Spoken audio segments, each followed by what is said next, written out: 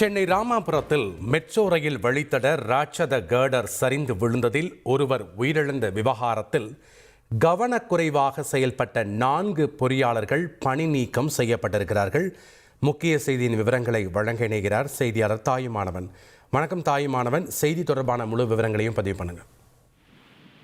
Chennai ராமாபுரத்துல metro வழித்தட பணியின் போது ராட்சச கர்டர் விழுந்து வாலிபர் இறந்த விபத்துல தனியார் நிறுவனம், அதாவது ஒப்பந்த நிறுவனத்திற்கு 1 கோடி ரூபாய் அபராதம் என்பது விதிக்கப்பட்டிருக்கிறது. மேலும் இந்த நிறுவனத்தில் பணியாற்றிய 4 பொறியாளர்கள் பணி நீக்கம் செய்யப்பட்டுள்ளதாக அறிவிப்பானது வெளியிடப்பட்டிருக்கிறது.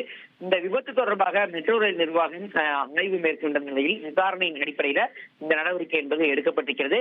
சோழிங்கநல்லூர் மாதவரம் வழித்தடத்துல போரூர் நந்தபாக்கம் வரை மெட்ரோ ரயில் மேம்பாலத்தின் கீழே 3 அடி உயரத்துல வாகனங்கள் செல்லக்கூடிய வகையில் மாநில நெடுஞ்சாலைத்துறை இணைப்பு பாலம் அமைக்கக்கூடிய பணிகளும் சேர்ந்து நடைபெற்று வருகிறது. இதற்காக 2 தூண்களுக்கு மத்தியில கர்டர் எனக்கூடிய ராட்சச கான்கிரீட் பாலம் அமைக்கக்கூடிய பணிகளை முன்னட்டி என்று சொல்லக்கூடிய தனியார் நிறுவனம் மேற்கொண்டு வந்தது. அந்த வகையில் அந்த பணிகளின் போது கடந்த 12ஆம் தேதி அந்த கர்டர் சரிந்து சாலையில் சென்ற ரமேஷ் என்ற ஒருவர் உயிரிழந்த நிலையில இது குறித்தான விசாரணை என்பது நடைபெற்றிருந்தது.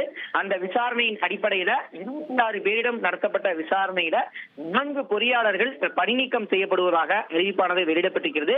அது மட்டுமில்லாம இந்த விபத்துக்கான முதன்மை பொறுப்பு ஒப்பந்ததாரருக்கே உண்டு என்பதன் காரணமாக அவருக்கு 1 கோடி ரூபாய் அபராதம் விதிக்கப்பட்டிருப்பதாக அறிவிப்பானது வெளியிடப்பட்டிருக்கிறது.